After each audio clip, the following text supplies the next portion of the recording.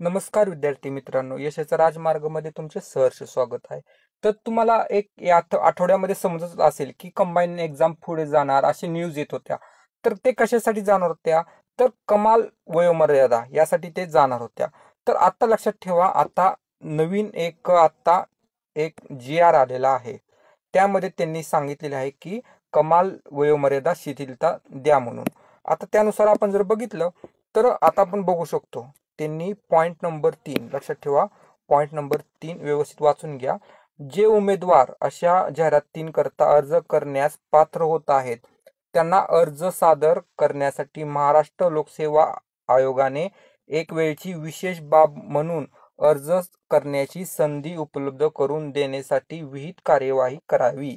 हा 3 नंबरचा पॉइंट हा खूप महत्वाचा असून यामध्ये सांगितलेले आहे की त्यांना एक संधी द्या. आता आपण पुढे व्यवस्थित बघूयात की एक्झाम कधी होणार वगैरे. तर एक लक्षात ठेवा की अर्ज करण्याची संधी उपलब्ध करून देण्यासाठी विविध कारवाई करावी. लक्षात ठेवा, हे सांगण्यात आलेलं आहे पॉइंट नंबर 3 मध्ये. आणि तरी सुद्धा तुम्ही अजून 5 जानेवारीला एक्झाम होईल अशा प्रकारेच तुम्ही अभ्यास करा आणि त्यामुळे तुमचा अभ्यास अजून जास्त होणार आहे. आणि जर पुढे बघितलं तर जे आपण बघितलं तर ते आयोगाचं प्रसिद्धीपत्रक कधी येईल, तर सोमवारी प्रसिद्धीपत्रक येऊ शकतं अशी आपण अपेक्षा करूयात.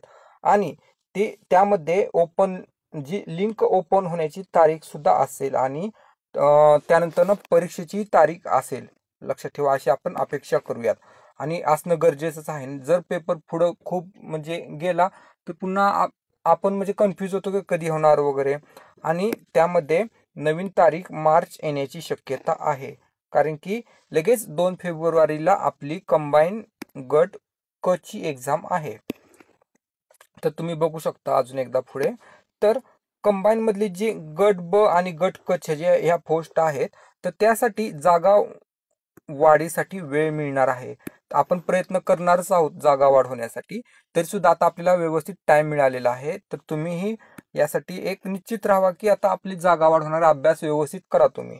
आणि जागा वाढीबाबत सरकारने जी आर काढला, म्हणजेच जागा वाढीबाबत पण सरकार सकारात्मक आहे. लक्षात ठेवा मित्रांनो.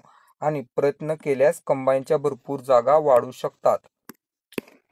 आता जर पुढे बघितलं तर सोमवारपर्यंत आयोगाचे नोटिफिकेशन येऊन जाईल. आयोग फॉर्म भरण्यासाठी लिंक ओपन करेल. या गोष्टींमुळे आपल्या अभ्यासात कोणताही खंड पडू देऊ नका. पूर्व परीक्षा कधीही झाली तरी तुमच्याकडून क्लिअर झाली पाहिजे यासाठी अभ्यास करा. म्हणजे तुम्ही ती परीक्षा पासच झाला पाहिजे याप्रमाणे तुम्ही अभ्यास करा.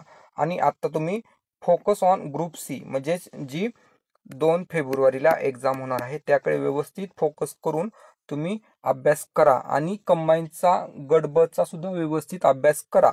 5 तारखेला जर एक्झाम नाही झाली तर ती मार्च मध्ये होऊ शकते.